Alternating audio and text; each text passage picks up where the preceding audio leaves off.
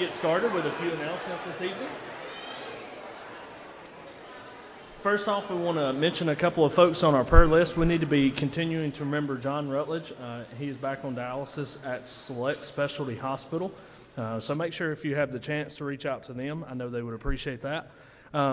Daniel Estrada is in Honduras on a mission trip. He's been working very diligently for this trip and has been praying and asking a lot of folks for help. So if you wouldn't mind, continue to pray for him and the work that he is doing. Mike Derryberry, this is the father of Lori Reed, is currently in St. Thomas, Rutherford with fluid around his heart. But keep him in your mind. He is improving, but he will have to have a heart valve replacement surgery in the next week or so. And David Simerson is recovering from second back surgery on Friday, so we want to also continue to pray for him. Some great news that we want to celebrate. Knox Mullen, he's down here in the green shirt, and I'll have him come up Sunday. Not today, Knox, don't jump up here.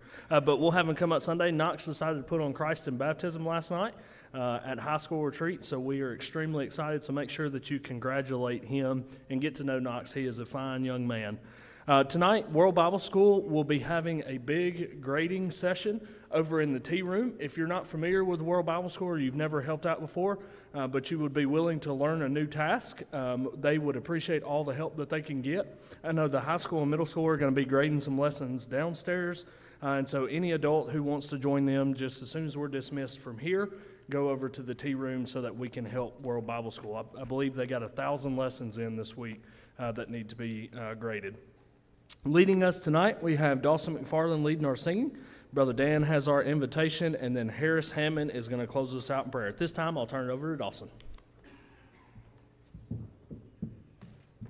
If you'd like to mark the song of invitation tonight, that's going to be number 853, When We All Get to Heaven, number 853. Our song before Dan's lesson is going to be number 852, When the Roll is Called Up Yonder. We're going to do the first and third verses of this. When the trumpet of the Lord shall sound, and time shall be no more, and the morning grace eternal, bright and fair. When the saints of earth shall gather over on the other shore, and the roll is called up yonder, I'll be there. When the roll is called up yonder, I'll be there. When the roll is called up yonder, I'll be there. When the roll is called up yonder,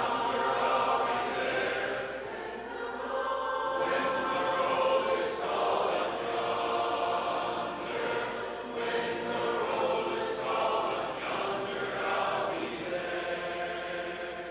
Let us labor for the Master from the dawn till setting sun. Let us talk of all His wondrous love and care. Then when all of life is over and our work on earth is done, and the roll is called up yonder, I'll be there. When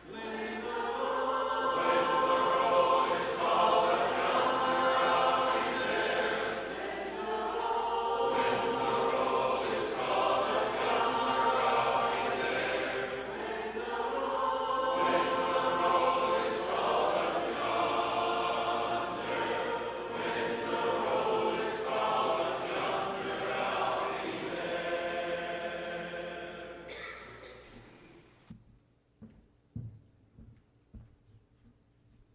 Well, a couple of days ago, I saw one of the strangest headlines, one of the strangest stories that I've seen in a long time. I'm sure all of you who check the headlines or watch the news, you've heard about it. You've probably read about it. Curiosity, it's just a weird story. 23-year-old Army private was in South Korea. And apparently he had been, his career with the Army, which was about a little over 2 years, apparently it wasn't going very well in terms of disciplinary issues. He just served a couple of months confinement in South Korea for assault, and apparently had gotten in some other trouble. And so he was on his way to the airport. He was being escorted to the airport by military escort. He was heading back to the U.S., at least he was supposed to head back to the U.S., where he was probably going to face some further disciplinary measures, including probably being discharged from the army. Well, some way and somehow he gave his escort the slip. He made it up. He hooked on with a tour near the DMZ. And when he got up near the DMZ at a right opportunity, he began to sprint for North Korea, witnesses say. Witnesses, some from New Zealand that were part of that tour, one from Sweden, said they thought it was some kind of weird TikTok thing. Maybe, somebody was recording him being silly for something like that. And one reported they just heard him laughing as he went sprinting into North Korea. Nobody does that, Thousands of people have escaped from North Korea. We all know that North Korea is a pariah state. It's a rogue nation. It's a mysterious nation. What we do know about it, what anyone's able to discern about it, is that it is one of the most oppressive regimes in human history. What we do know about it is it's characterized by a complete lack of freedom. Those who have been able to go into North Korea say the people there kind of uniformly are thin and gaunt. They've suffered from malnutrition and starvation. The streets are virtually deserted. Not many cars are there. There's no restaurants lining the streets, really, no shops.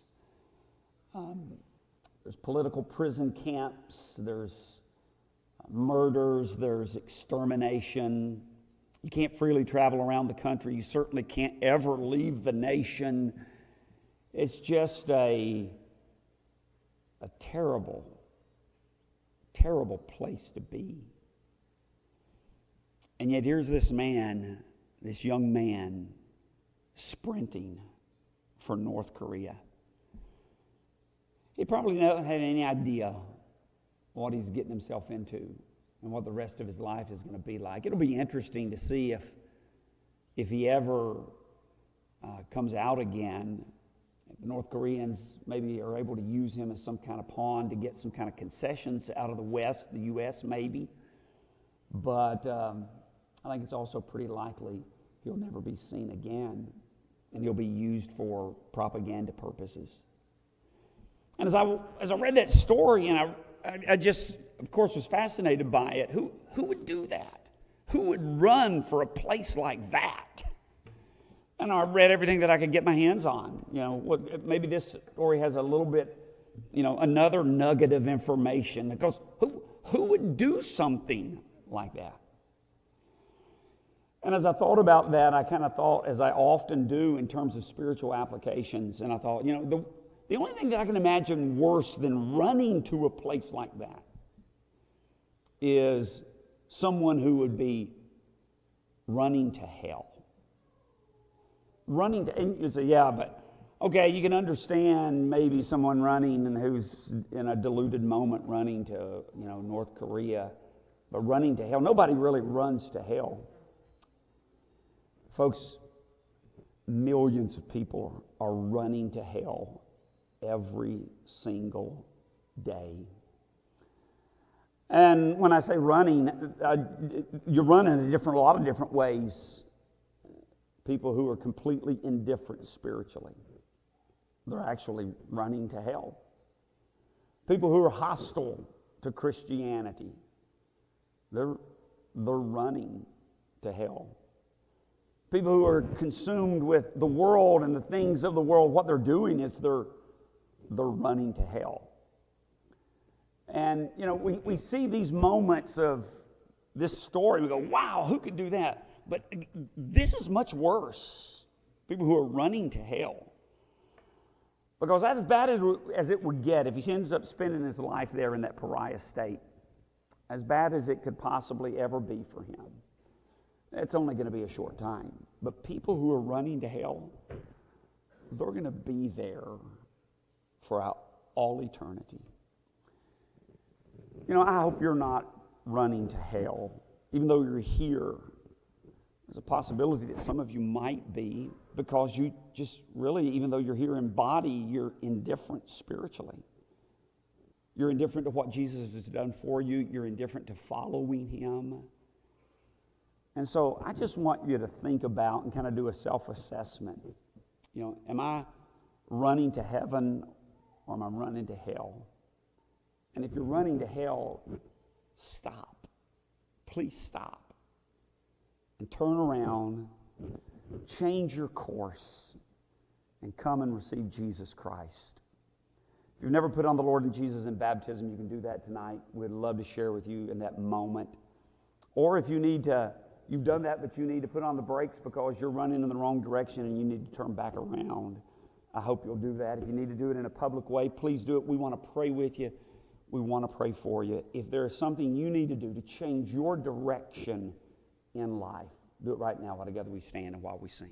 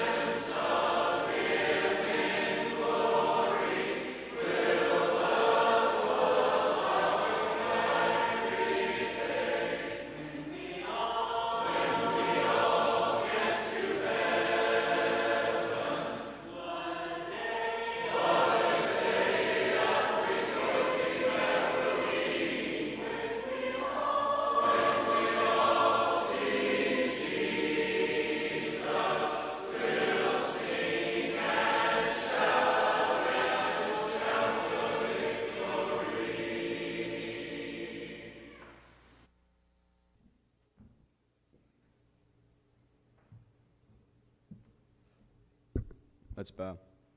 Lord, we thank you for this day that you blessed us with. Thank you for this wonderful congregation of people, of Christians that you've blessed us with. And we thank you for the elders and deacons and ministers that lead it. And just please watch over all of them and their decisions that they make every day. Thank you for Keith and the blessing that he has been for us over the past couple of years. And just please be with him in the work that we know he'll do down in Florida. And just thank you for our interns as well, for Luke and Kaylee. Just please watch over them as they finish out their summer here. And please be with everyone as we start our school year here in a couple of weeks. And please be with all of the seniors who are graduating and going off to college. Just please watch over them and their faith and their minds. And please, we thank you most of all for all of the recent baptisms that have happened, Lord, the Christians added into your family, and with Knox, the most recent one. We just thank you so much for that, and we thank you for Jesus, and it's in his name that we pray. Amen.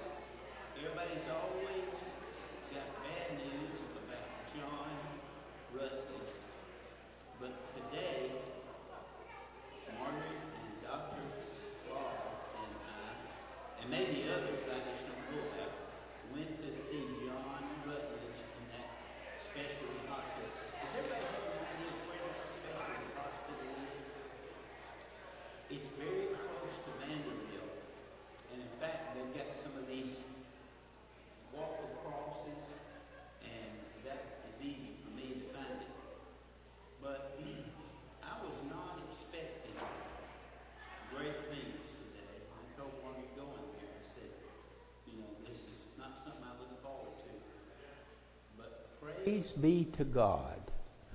John looked better, talked better, and communicated better than any time I can recall.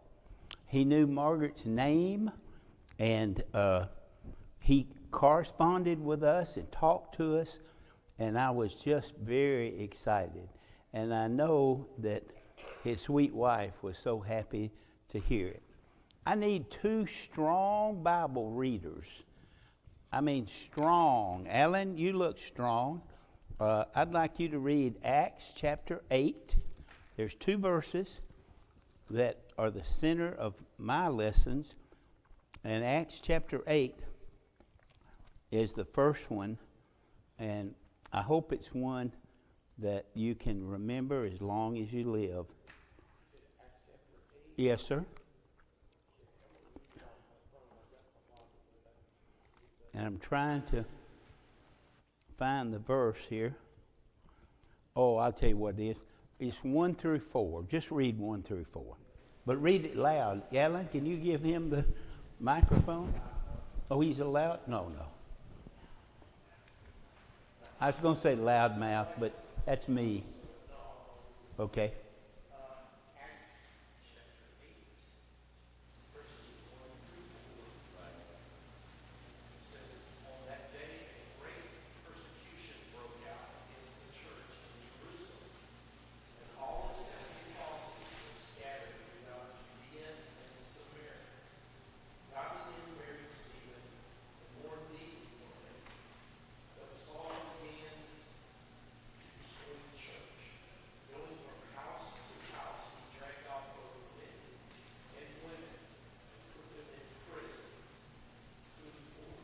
No, that's it. Go forward, too. Those who had been scattered preached the word wherever they went. That's my verse. Does anybody? I'm gonna put my gum down. If y'all want it, it'll be right here after service. Oh, you want it? Y'all didn't put gum under your school chair, did you? What's the last command Jesus Christ gave to his apostles? Go ye where? All the world.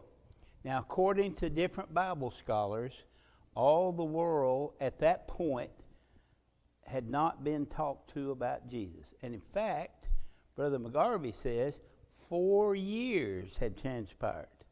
And every Christian on this earth was still in Jerusalem. But God had said, my last command is get out of the nest and go tell people about Jesus. And so these brethren had clearly disobeyed, or let's put it this way, not obeyed that command. Now, do you remember in Acts chapter 1, can you read that since you're warmed up? Acts chapter 1, it's a different version of the Great Commission. Acts.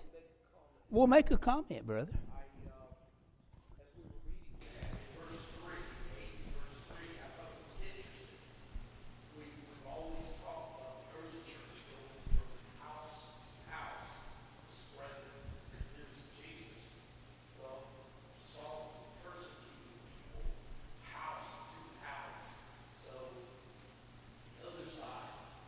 Is working even though our side's not working. So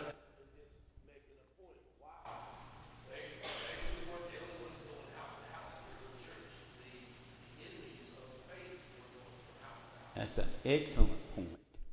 All right, Acts chapter 1 and verse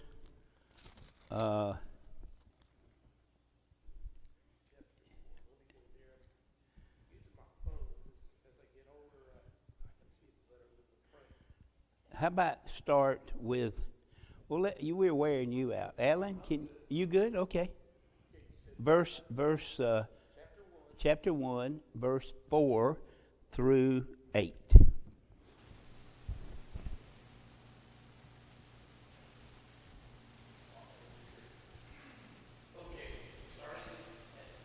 Chapter 4.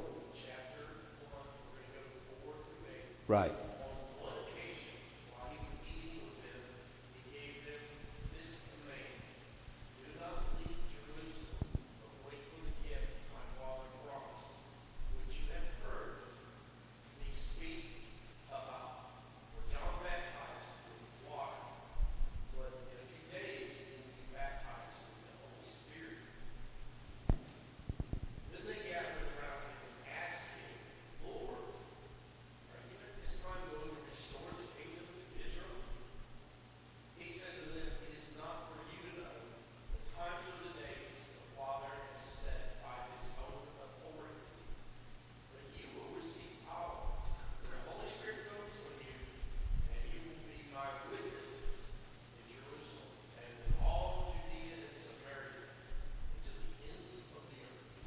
Now, the point to get is, what is the geography he's given these boys?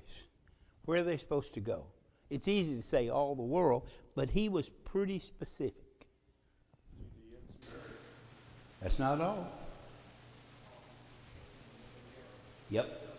So the point is, he gave them very specific Judea, which they wanted to do, but what about this Samaria? Was that a place that most Jews look forward to going to?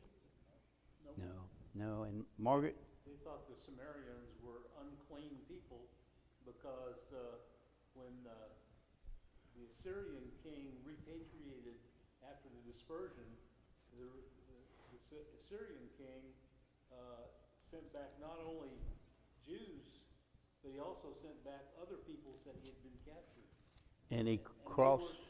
And they were taught how to worship the Lord, but they also brought their own gods and idols with them, and they worshiped them while claiming to worship God. So the Jews considered them to be unclean people. And if the Lord wills, the 27th of September, Margaret and I plan to go to Jacob's Well.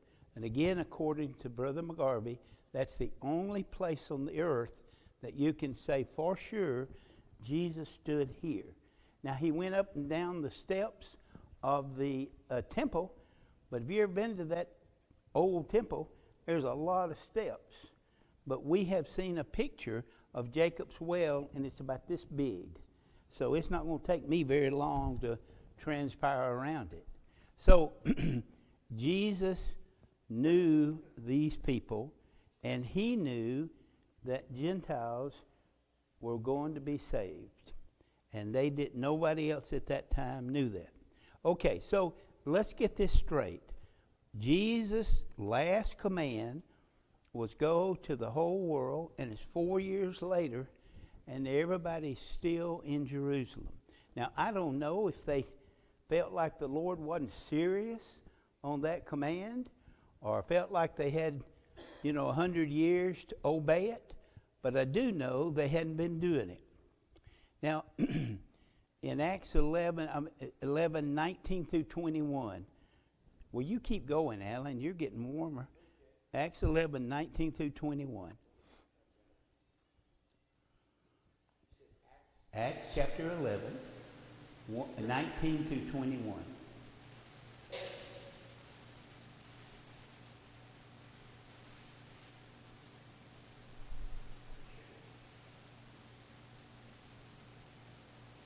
Can anybody beat him getting this? Okay, just pick it on. Pick it on. Okay. Right. Now those that had been scattered by the persecution that broke out when Stephen was killed traveled as far as Phoenicia, Cyprus, and Antioch, spreading the word only among Jews.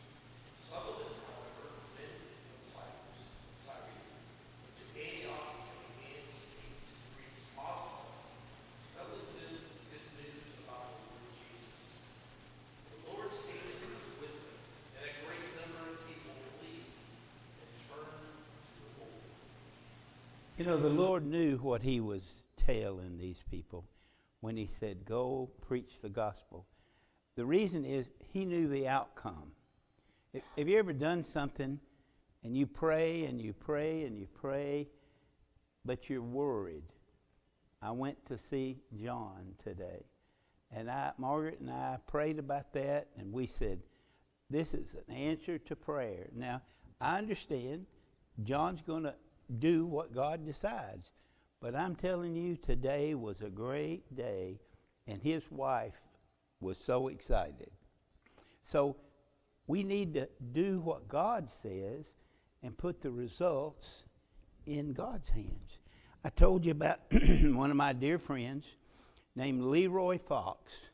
If you need a haircut, he cuts hair in Center Point, Alabama. Does anybody know where Center Point is? It's just north of Birmingham. And he charges $2. But now, again, that's 40 years ago. He may have raised his rates. But we went knocking on every door in Center Point. There were 25,000 doors, and we took a map, and we went, I'll say 8 Saturdays in a row, and of that work, only one family that we know of came to the Lord. Leroy, his wife, his daughter, who's a nurse at UAB, and she had a little baby boy. And you know, I've often wondered, I want to go to heaven, and I want to get that loudspeaker and say, is there Leroy Fox here in this audience? So I don't know. The Lord said it's worth the whole world. Robert Sykes. Robert was a security guard in downtown Birmingham. And if you know anything about Birmingham, the government has put low-cost rental apartments. They're right in the middle of Birmingham.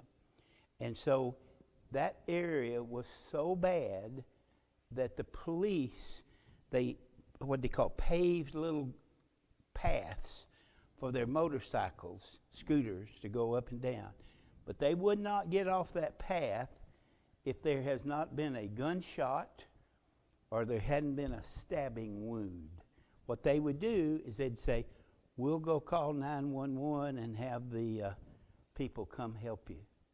I mean, that's just how rough that was. So we met this man, and his name was Robert Sykes, S-Y-K-E-S. And Robert lived in, they called it Central City in those days. And so we got to having a Bible study with him, and he and his wife obeyed the gospel. Now, his wife passed away, and something happened to Central City, and he moved out toward Gardendale. I don't know if this is a lesson in Birmingham. There's a nice place called Gardendale. We went to church there for a number of years. And so Brother Robert moved out there and was a faithful Christian for 15 years after he moved out there. And you know, we weren't there. We were in California when Brother Robert passed. But you know, I want to get to heaven, and I want to get on that speaker, and I want to say, Robert Sykes. I'm not going to say, if you're here, I know he's there, because he's been so faithful for so long. And Brother Ron, you say, well, what about all these people? You know a Robert Sykes. You know a Leroy Fox. You know somebody like that you've met in your life. And maybe you did or did not reach out. And of course, I'm trying to give the good examples. But the point is, there are people like that all over this world. And, you know, don't get me wrong. And I'm going to tell you a story about Kenneth Reed. Has anybody ever heard of a preacher named Kenneth Reed? Yes, he's from Alabama. But Kenneth Reed took a bunch of college kids to Baltimore, Maryland. I don't know if you've ever been to Baltimore, but it's not the sweetest place on this earth. And we had a bunch of door knocking and had 2 baptisms, and there was a little congregation there that took the results after we left. And we were going up that freeway, don't know what the freeway is from Baltimore to Birmingham, but we were excited. I mean, we were singing, praying. I just wish the Lord had come right. Well, I don't, because I hadn't met Margaret. But I just thought, wouldn't that be a great day for the Lord to come? And then Brother Reed said, pull this bus off the freeway. Oh, have you ever had your daddy say, go meet me in the bathroom? You know this can't be good. And so he stopped it, and he said, kids, you've been on a high for God. No drugs, no special things, but you've been on a high, knocking doors, baptizing 2 people. And he said, you're as excited as you can possibly be. But tomorrow, we go back to college. You got classes, you got work, you got different things. How are you going to act tomorrow? And boy, I mean, it was just like somebody punched me in the stomach, because I had actually thought about that. I mean, as high as we were and excited as we were, he said, how you going to be tomorrow? You know, it's great to know Leroy Fox and Robert Seitz, and I've got a whole bunch of them down here. But he asked the tough question. What are you going to do tomorrow? And so he was a faithful guy, and he wrote a book called Jesus is My Lord. Does anybody remember that? The Lordship of Christ. And his point was, nobody was ever converted in the New Testament that didn't understand Jesus is Lord. You know, that's a big difference from king or savior. He said, Lord means different. Anyway, he was a wonderful Christian man, but he left me with that pit in my stomach. So, a lot of people have had a lot of great experiences, but the one that really counts is the one that you live with. We had a little boy in our neighborhood in Birmingham. The next door neighbor wife died, and they were in their 60s, I'd say, not young like me and Bob, but little boy said, Daddy, can I go over and sit with Mr. Bob or Bill or whatever his name was? And she says, yeah. I said, you can go over there, but you know, he's not feeling real good now. Well, after about 30 minutes, he came back, and she said, well, how did you help Mr. Bob? She said, Daddy, Mama, I helped him cry. Never forgot that story. Because that man was hurting so bad. Pardon me, this has been a tough day for me emotionally. And that little boy said, I helped him cry. You know, sometimes loving people and feeling their pain.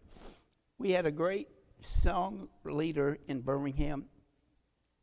He's so great, I can't remember his name.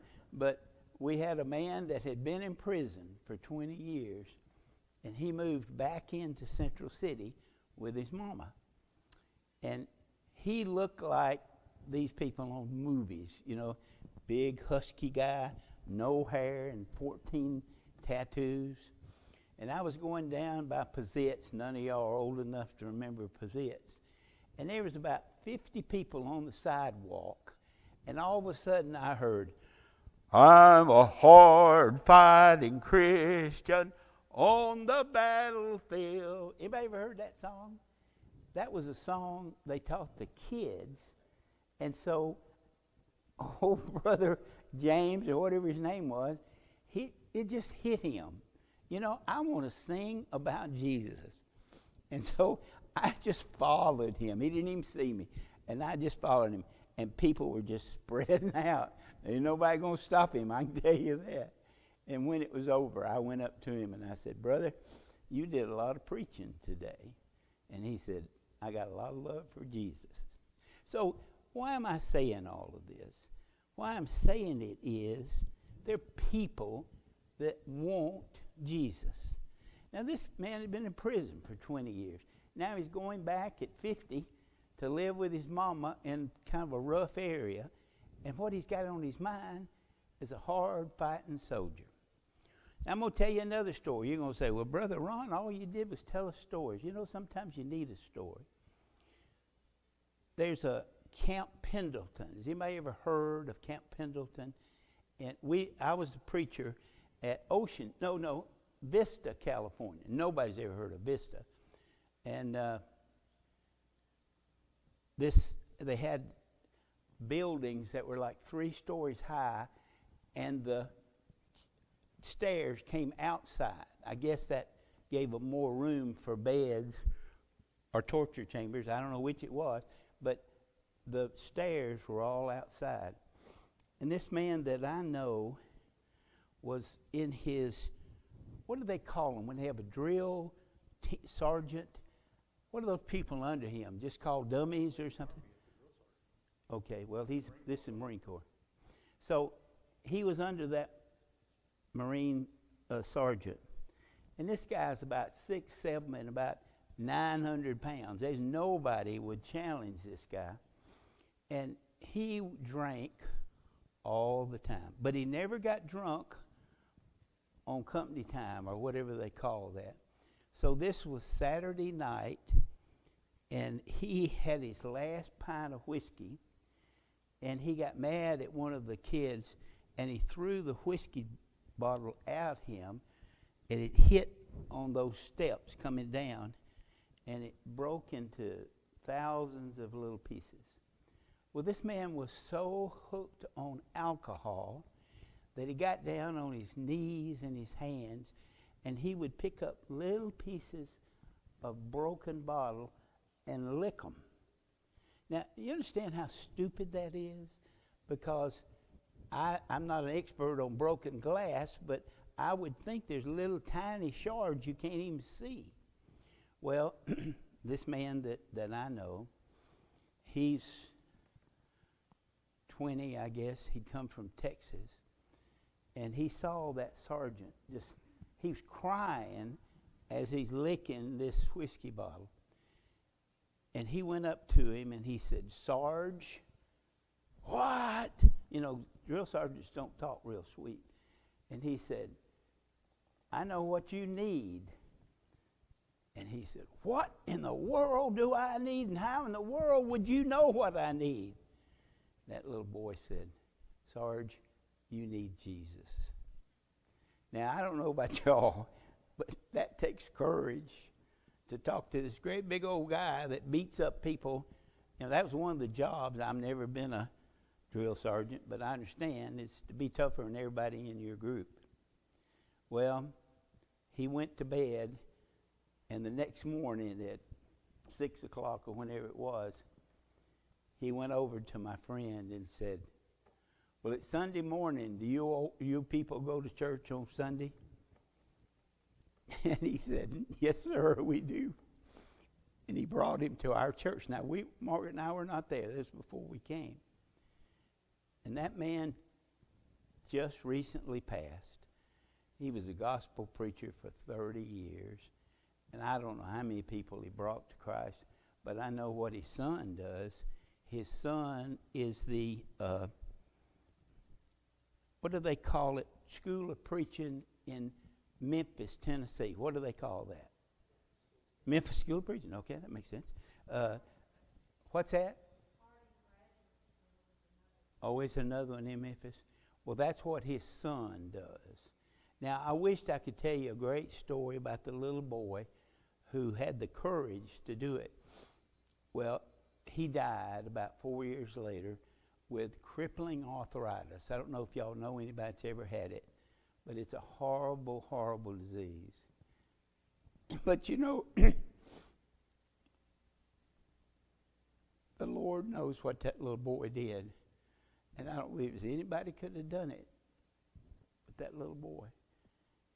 And I just love to be there when that little boy walks up and he says, "Well, how many people did you bring to Christ?" He said, "Lord, I only know one." And the Lord knew the answer. Okay.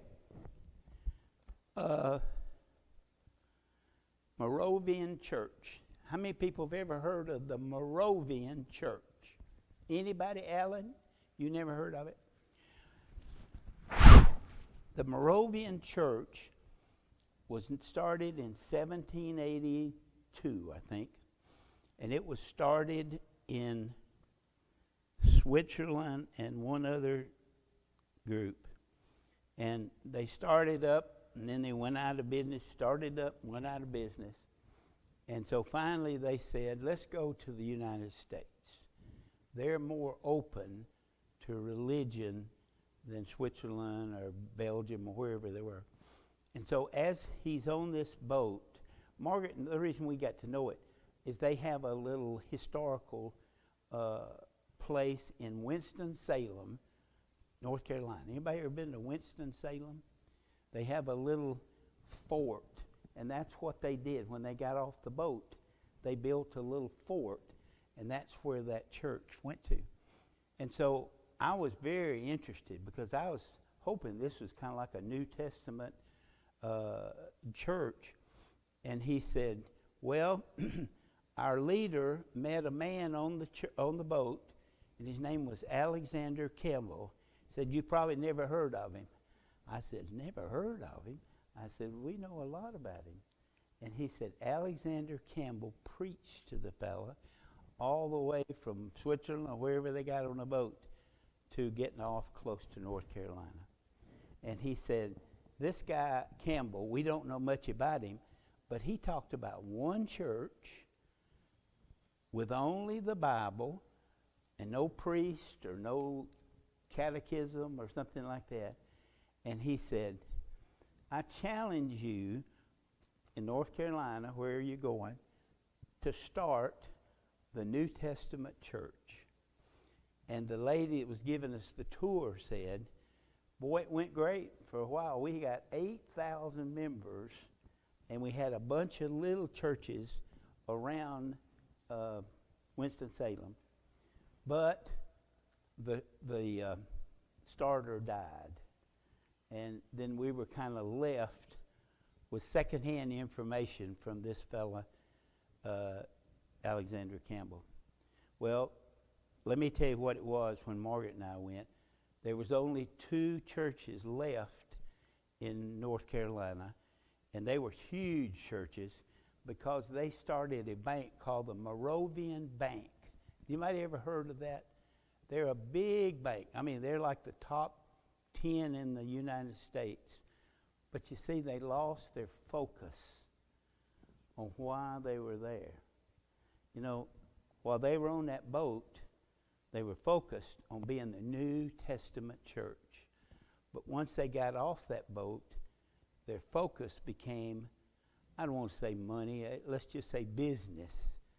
And so I looked it up on the internet today, and they've got a bunch of little churches, but they're not what was started back in 1811 or whenever. So what are you saying, Brother Ron? I don't know how many times I can say it. People want what? What do people want? Can anybody tell me that? Alan, if you don't tell me, I'm going to dismiss you from this crowd.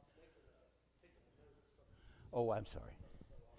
Tell me, sister, I know you know. What do people want? Love. And the biggest love is Jesus. People want Jesus. That sergeant who's down on his knees sucking cracked glass in his throat, he wanted Jesus. He didn't know he wanted Jesus, but he did want Jesus. That barber sitting there charging $2 a head, he told me, he says, I've got no direction. And he said, you want me to go to the Church of Christ? And he wasn't baptized immediately. It took a while for him to do it. So I could just go through the list, and God has been very good to us. I've told y'all that God is a player in Costco. Hadn't I told y'all that, Alan? I told you that, Alan? Every Sunday, we'd go to Costco and get hot dogs and a half of a churro. Churro in those days cost $1. How much do they cost now? Does anybody know? At Costco? Well, we couldn't afford to buy everybody one, so Margaret would cut them in half, and we'd give it. You got to keep your whole hot dog, though. We didn't cut your hot dog, and you got a Coke. For anybody know how much a Coke and a hot dog cost? No, $1.50. And we saw the guy on TV, and he said, as long as I live, it'll always be $1.50. So if you get hungry and you don't have a lot of money, go to Costco. But the point is, we talked about the Lord. People would go to church, and you'd meet every time we had any new person come. We started out with 50 people, and when Margaret and I left, we had 150. Now you might say, well, Brother Ron, that's not a lot of growth. Let me tell you, in Southern California, with a lot of military people, that's pretty good. We were the 3rd largest congregation in San Diego County. And so, but I'm just saying Costco was part of that deal. Okay, Well, I could tell you. What? In this chapter in Acts, there's 3 different accounts in Acts 2 for the church group. And you keep flipping through. Well, read it, brother. Read it. Well, let me say this first. If you flip through there, up through chapter 16, there's 4 other different accounts about the church of Rome. But really, they were zealously, they were all new. And, but it's just interesting to see just different chapters in the Bible, especially the book of Acts, where the church grew. And one other thing about Acts is talk about chapter 8. Yes, sir. Somebody said something about we are the church. It took me a long time to figure out that I'm the church. But one of the simplest places, I think, in the whole Bible that you can turn to is, you already mentioned it, about Psalm. It says, verse 3, chapter 8. But Saul began to destroy the church. And the next thing is, how did he do that? Going from house to house, he dragged men and women and put them into prison. So to me, it's very clear that the church sucks. But back to the question a while ago on this thing here, Acts 2 and 41, everybody knows about the 3,000. Acts 2 and 47, same thing. And then the rest of 47 is always talking about the Lord adding daily to those who are being baptized, being saved. But overall, 7 different places up through chapter 16. Growth. They were zealous people. So my question is, we got 5 minutes, but we'll hold the church over tonight if you got something to say. Why is the church not growing today? Why is the church not growing today? The book's the same, the word hadn't changed. And I'll tell you, from what we see out on the street, people's hearts don't change. You might think they do. You might think that drill sergeant is the last person on earth that'll want Jesus. But he got to the point he did. So why is that, Alan? Why do people, why are we not bringing people in today? In your opinion, I mean, you don't know everything. Some of it's fear of rejection. Fear of rejection. Did you ever ask a girl to go out with you and you weren't sure she's going to ask you to go out with you? I was so scared the first time I asked my wife. I said, she's not going to go out with a little fat boy like me. And buddy, she went out and she stayed out. All right, brother, you're from Tennessee. You went to Lipscomb. Why do you think we're not bringing people in the way we did in the old days?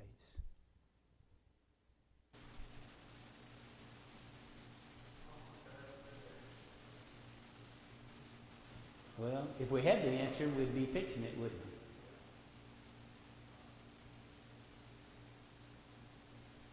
we? Do we want to? Is that important to us, bringing people to the Lord? How important is that to us? Or is that something like, we do this and we do that. Oh, and by the way, we bring people to Christ. Is it important to us today? Now, I know I'm asking questions to the saved, but it's kind of like Kenneth Reed. Boy, I thought I was going to go to heaven. I thought if the bus had a wreck and we all died, we'd go straight to heaven. And he said, what are you going to do tomorrow? And boy, I didn't even want to think about tomorrow. I thought, today's the day. Does anybody want, go ahead, Alan. Yeah.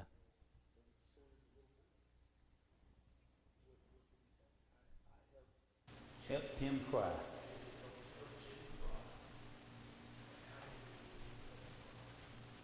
Wonder if Jim ever forgot that little boy cry.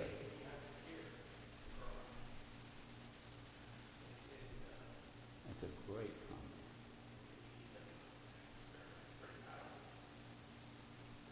Have you ever lost somebody to death that you know they weren't, at least the best you know, that they weren't ready to go to the judgment? I have. And it hurts. And then here's my thinking, what else could I do? So it's tough. But I'm not here to make,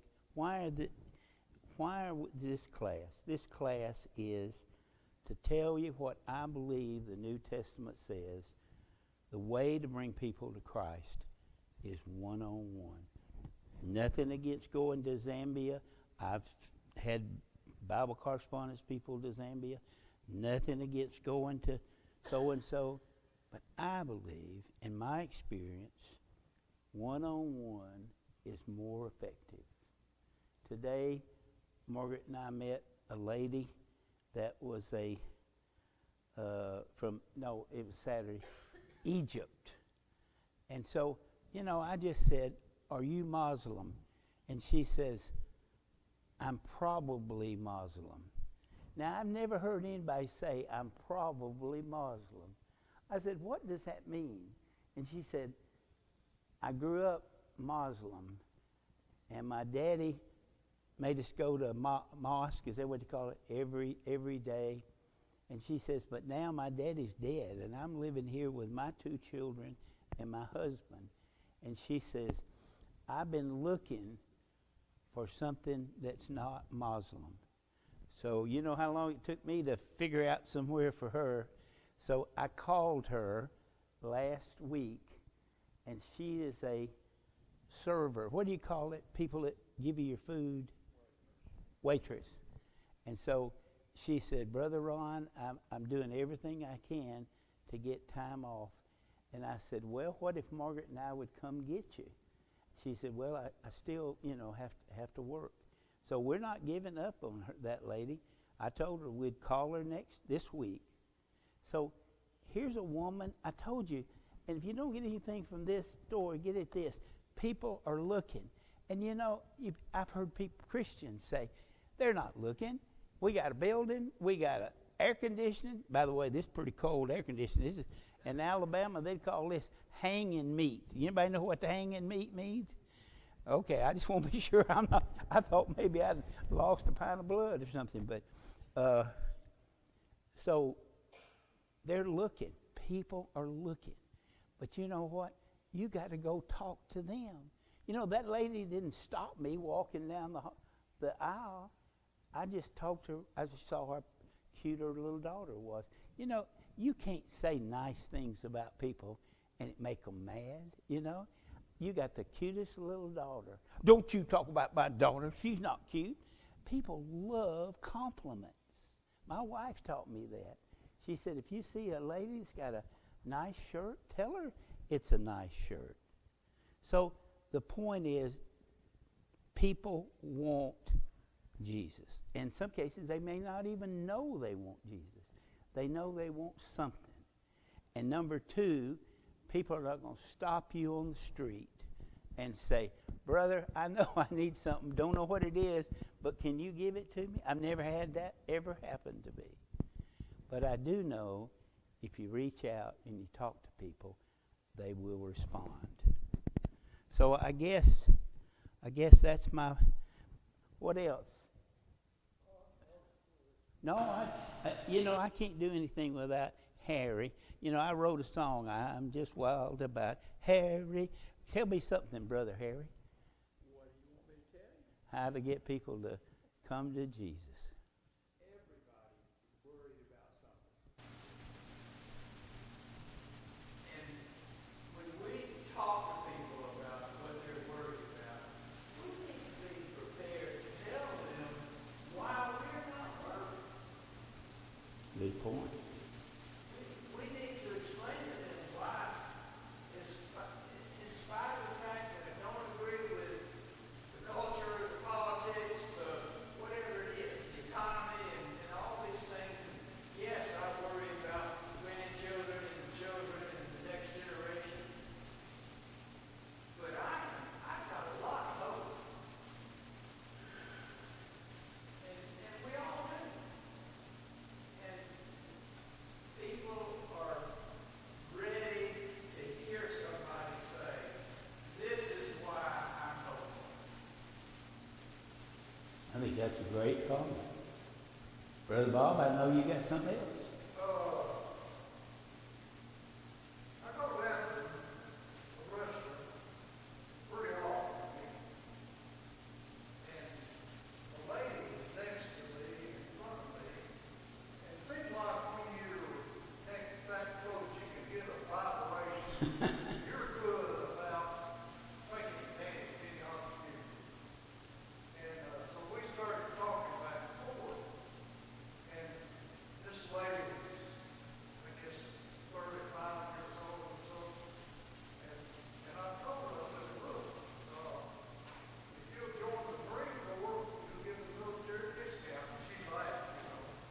So I got up to pay my bill, and the lady cashier said, your bill's paid for. And I said, well, who paid for it? That lady going across the parking lot. And so I went out the door. I said, I'm going to meet that lady. And I got up there, and she seemed to come in, and she said, all I need is a hug. So I gave her a hug. And then she asked me for kids to call. And I went out, got my car, and got ready to leave. And she was still in her car. And I just picked up one of my Concord Road Church of Christ. Bulletin.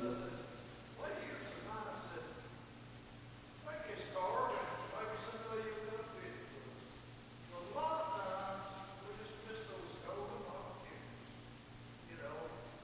So, and I told Betty when I got home, I said, I'll be working in the woodworking shop, dusting on me, and I said, I'm not going to be looking at him. He said, look, that old man needs to step. So every time I go down there now, I look, saw this. Oh, my goodness.